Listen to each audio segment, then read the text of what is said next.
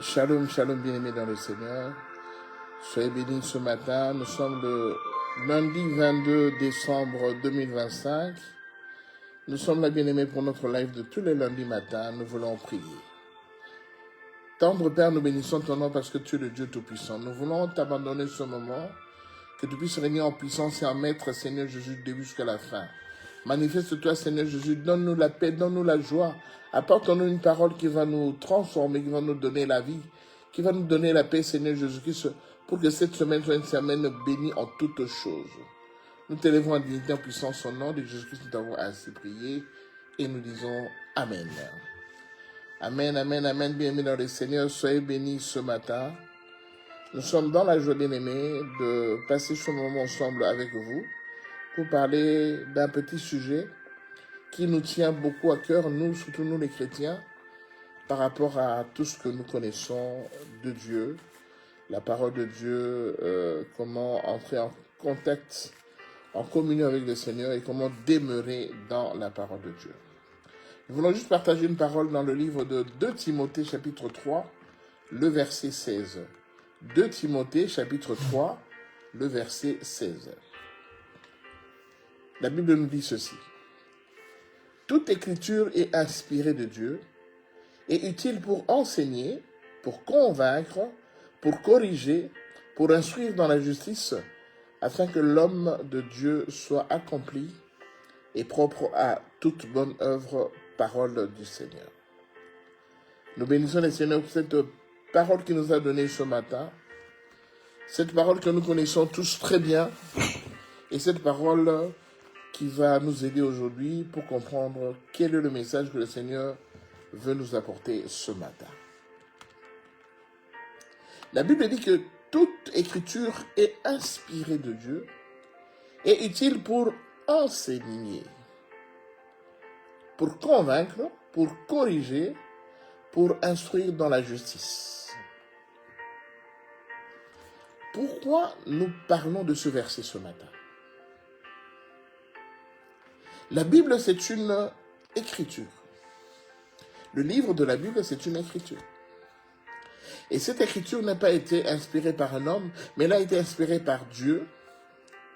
Et le but de cette écriture, qui est la Bible, dans notre vie, nous les chrétiens, nous qui avons accepté Jésus comme Seigneur et Sauveur, nous qui voulons suivre les enseignements que Christ nous a donnés, qu'est-ce que cette écriture, cette Bible a comme fonction dans notre vie?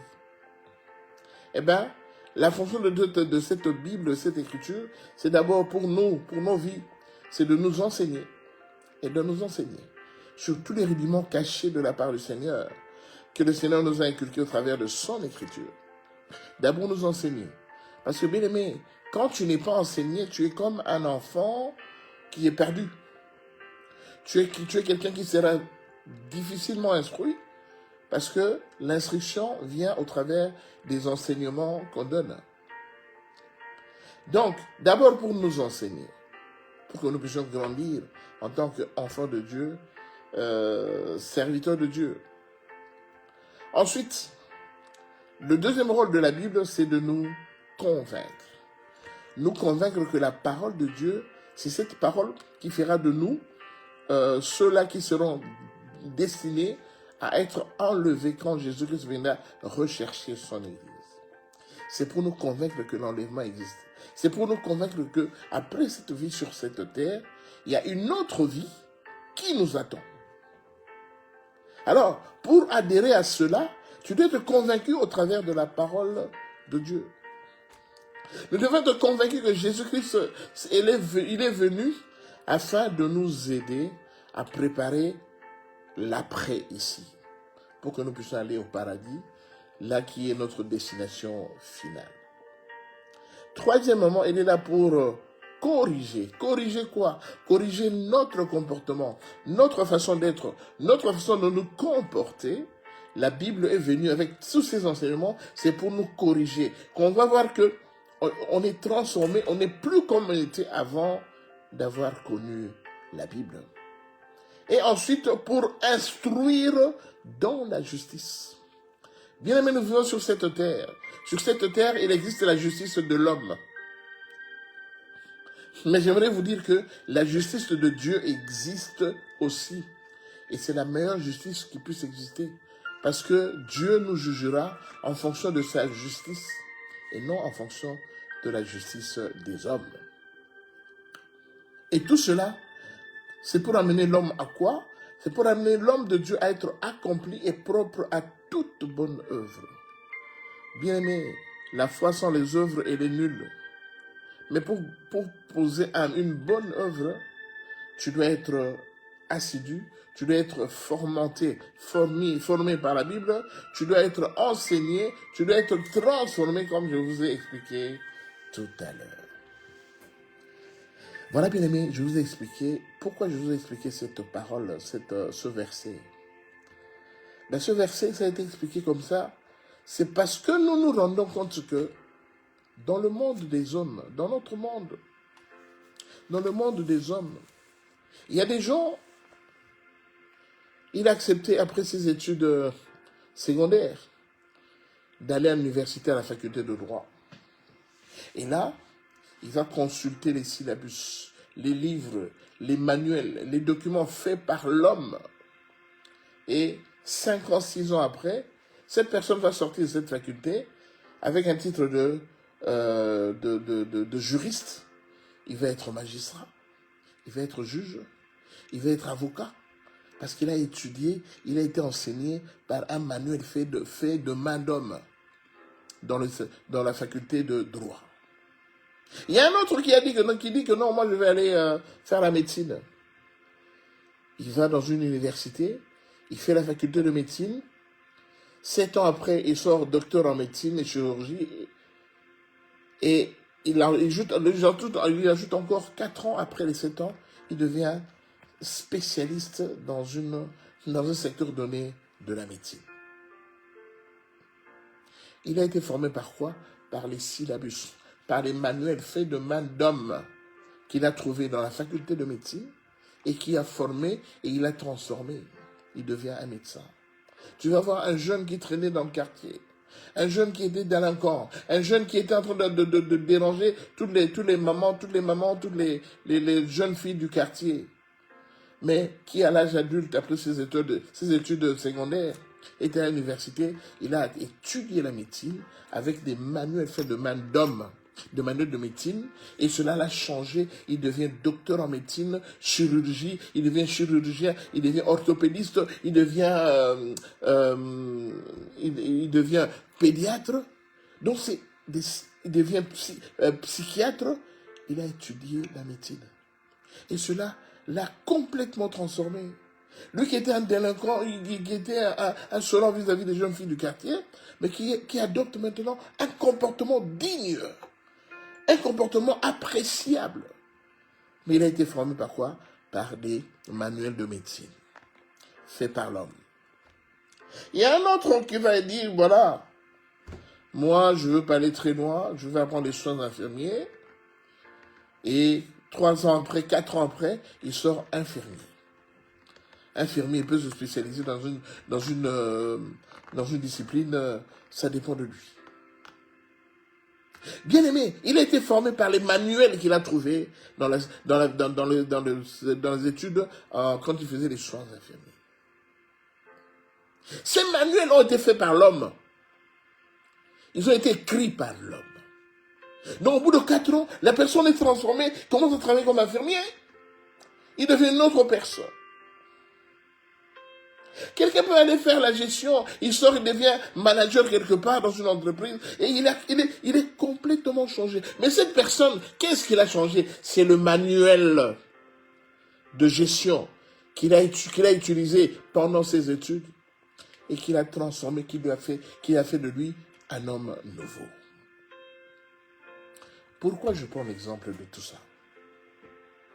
C'est pour comparer la Bible, qui est le livre saint, la Bible qui est l'écriture que Dieu nous a donnée, la Bible qui est la parole de Dieu, qui est la prophétie de Dieu, Dieu qui nous a parlé, Dieu qui nous a donné, parce que la parole qui est dans la Bible, c'est la parole de Dieu.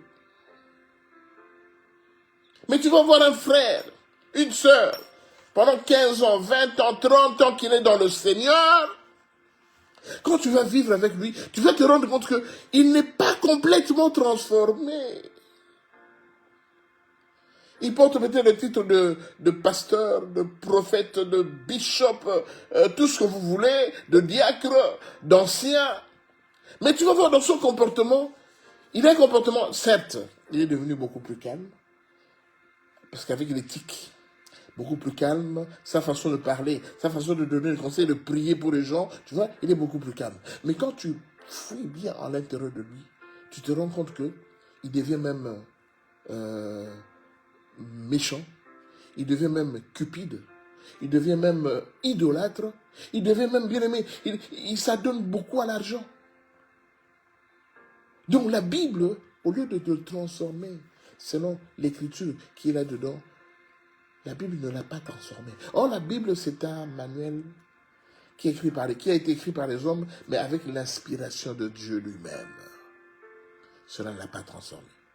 Mais quelqu'un qui a été fait à la médecine, le droit, la gestion, quelqu'un qui a été faire des études commerciales, cette personne est transformée complètement quand il a terminé. Alors, ce que le Seigneur nous a mis à cœur ce matin, c'est de savoir, la Bible ne t'a pas changé. La Bible ne t'a pas transformé. Quelle éthique biblique as-tu depuis 30 ans, 40 ans que tu lis la Bible? Le Seigneur te parle au-dedans de la Bible. Mais cela ne t'a pas changé. Bien aimé, c'est honteux. C'est honteux d'avoir passé tout son temps, ces 10 ans, ces 15 ans dans le Seigneur, mais après de se rendre compte que cette Bible, ce livre, cette prophétie de Dieu ne t'a pas transformé. C'est honteux, bien-aimé, c'est honteux. Pourquoi la Bible n'a rien apporté en toi? Certes, tu sais prier. Certes, tu sais jeûner. Certes, tu sais faire des programmes de prière. Certes, tu commences à avoir un discernement de choses. Mais dans la plupart des cas, quand on creuse bien en toi, on se rend compte que tu deviens cupide. Tu deviens même de mauvaise foi. Je vous ai dit, bien aimé. L'assemblée que j'ai fréquentée, qu'on a fréquenté, dans la plupart des endroits qu'on a fréquenté, on voit comment les responsables, les conducteurs de réunions, ceux qui exercent qui ont une action dans le Seigneur, comment en coulisses, ils deviennent méchants. Ils deviennent de mauvaise foi, mais ils ne le disent pas. Ils pratiquent cela.